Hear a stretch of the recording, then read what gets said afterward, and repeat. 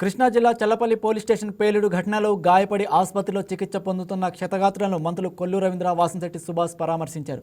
బాధితుల ఆరోగ్య పరిస్థితిపై వైద్యులను అడిగి తెలుసుకున్నారు. అత్యుత్తమ వైద్యం అందించాలని, అవసరమైతే ప్రత్యేక చికిత్సకు ఏర్పాట్లు చేయాలని ఆదేశించారు. బాధితులను ప్రభుత్వం అన్ని విధాలుగా ఆదుకుంటుందని తెలిపారు. పేలుడు ఘటనపై పూర్తి స్థాయి విచారణకు ఆదేశించినట్లు మంత్రి వాసంశెట్టి సుభాష్ తెలిపారు.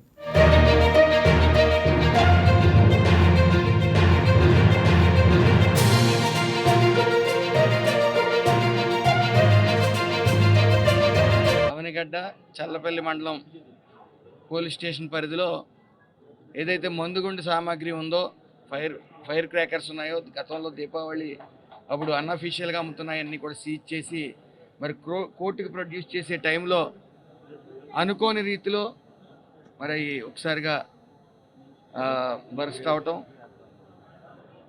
మరి అందులోనే ఎస్ఐ ఆంజనేయులు గారు అలాగే అబ్దుల్లా గారు డ్రైవర్, అలాగే ఇంకో వ్యక్తి నాగరాజు గారు, ముగ్గురు కూడా ఇందులో ఫైర్లో జరిగిన సంఘటనలో ఇరుక్కోవడం జరిగింది, గాయపడటం జరిగింది.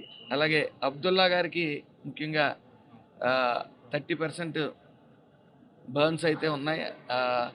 దానివల్ల ఇంచుమించు ఆయన బీపీ అప్ అండ్ డౌన్స్ అనేవి స్టార్టింగ్లో ఉన్నప్పటికీ ఇక్కడికి రాగానే యాజమాన్యం అలాగే సిబ్బంది అందరూ కూడా, ఎస్పీ గారు కూడా రావడం జరిగింది. దీని వెంటనే మెరుగైన వైద్యం అందించడంతో ఆయన కొంచెం స్టేబుల్గా ఉండటం జరిగింది. తర్వాత ఇంకా విషయానికి నాగరాజు గారి విషయానికి వస్తే, ఆయనకి ఐలో కొద్ది తగలటం గట్టిగా, ఐ కూడా ఇప్పుడు రేపు స్టిచ్చెస్ వేయటం జరుగుతుంది. సో అతనికి కూడా ఇబ్బంది ఏమీ లేదు విజన్ విషయంలో. అలాగే ఎస్ఐ గారికి కొన్ని తీవ్రమైన గాయాలు అయినప్పటికీ ఆయన స్టేబుల్గా ఉన్నారు, ఆయన అందరితోని మాట్లాడుతూ ఉన్నారు. సో ప్రాణ నష్టం అనేది జరగలేదు, ప్రాణాపాయ పరిస్థితిలో కూడా ఎవరూ లేరు. ఇలాంటి ఊహించిన సంఘటనలు జరగడం చాలా విచారకరం.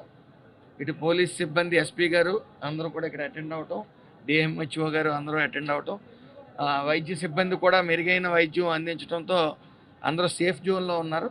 ఏదేమైనప్పటికీ ఈ ఫైర్ వర్కర్స్ ఏదైతే ఫైర్ క్రాకర్స్ ఉన్నాయో మొన్న కోనసీమ జిల్లాలో అలాగే కాకినాడ జిల్లాలో కూడా జరిగాయి. నివారించడానికి ప్రభుత్వం తగు చర్యలు తీసుకుంటా ఉంది. అలాగే కొన్ని రూల్స్ కూడా ఫ్రేమ్ చేయడం జరిగింది. ఏదేమైనప్పటికీ ఇలాంటి సంఘటనలు 1,00,000 కూడా జరగదు, దురదృష్టకరం ఇది జరగటం. బాధ్యతలకు మాత్రం